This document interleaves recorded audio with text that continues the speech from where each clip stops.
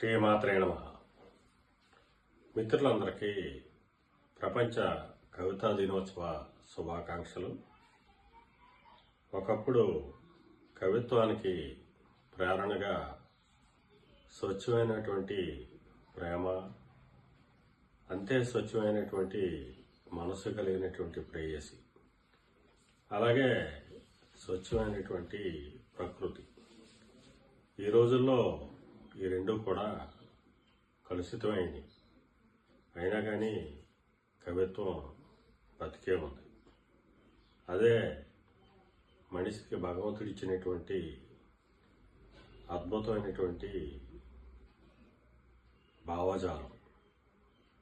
ఈ భావజాలంతో ఎన్నో కవితల అల్లికలు, ఎన్నో కవితల కూడికలు, తీసివేతలు.